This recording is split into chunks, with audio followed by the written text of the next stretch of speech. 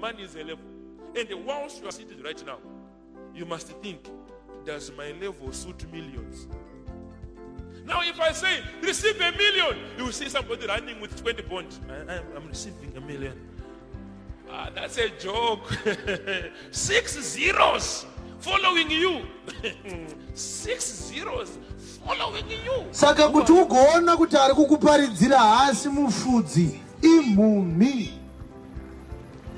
Unoona nevhangeri yacho yaanokuparidzira inenge ine chinangwa chekuti iwe kana wainzwa ugozomupa mari. Kana wamupa mari otsenga iye okora. Money is a level. It is changed only by 2 things: association and giving. Nothing else. Association and giving changes your level. Peter could only walk on top of water because of associating with Jesus. Nothing else. Vanhu vaMwari vari kukuunganidzai vokutorirai zvinhu zvenyu vokusiyai makafa nekuti havasi kukuparidzirai shoko raMwari. Chenjererai vaprofita venhema. Iyambiro iyi tati ivhesi imwe chete, toda kukupai mavhesi 3 anotsanangura kuti Jesu akatiyambira kuchauya a false gospel. Rich people are protective over their territory. They are protective over their secrets. And it must be in your head.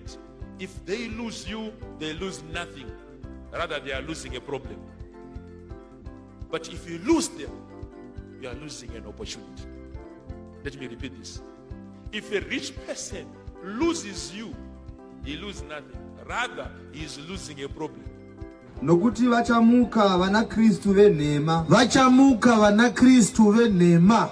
Navaprofita venhema. Vachamuka vaprofita venhema. Vacharatidza zviratidzo zvikuru. Vacharatidza ma-great signs nema-great wonders. Nezvinoshamisa. Kuti zviite sei? Kuti kana zvichibvira. Kuti dai zvaigoneka. Vatsause navakasanangurwa. Vanyengere nevakanyorwa mubhuku yeupenyu ndo vasanangurwa. Azviite sei? Azvigoneke. It's not easy to be rich. You face attack, you face policies. It's a lot to be established. Ndopodangoya uchibva kumondoro wochi ndakanzi kuchechi, opportunities come. Wagara one day wakutokumbira mari akunyima wakuramwa. Who are you? Venyu baba vakambobatawo vangu. Saka nditenderei kubata baba venyu. Nekuti baba venyu vakambobatawo baba vangu zvisirizvo. Inini Mwari ndiye mudhara wangu. Iwewe Magaya ndiye mudhara wako. And haudi kuti ndibate mudhara wako Magaya. But mudhara wako Magaya anobata mudhara wangu every day. Achinyepa pamusoro pamudhara wangu. Ndosaka ndinoda kubata mudhara wako manheru ano. Mudhara wako akabata mudhara wangu. Saka nhasi ndakagumbukira mudhara wangu akabatwa namudhara wako. Zvasangana vana vababa. Ingoti kuna ari pasaidi pako, tasangana manheru ano vana vababa.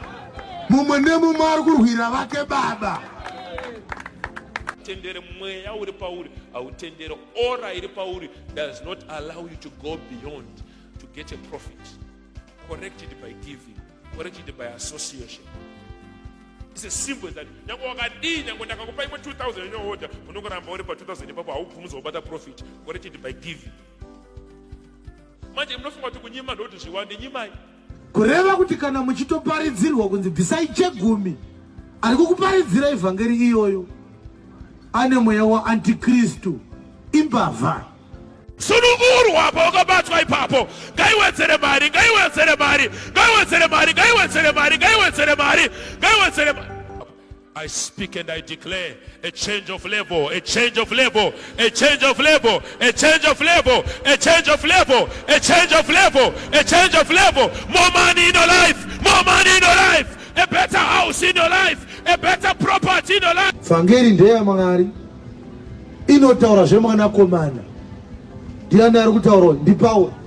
Alright, atazvinzwa Paulo saka uri right. Saka vanhu vakaparidza zvemwanakomana vane vachiparidza vhangeri. Uri right Paulo. Kwa vari kuti receive your man.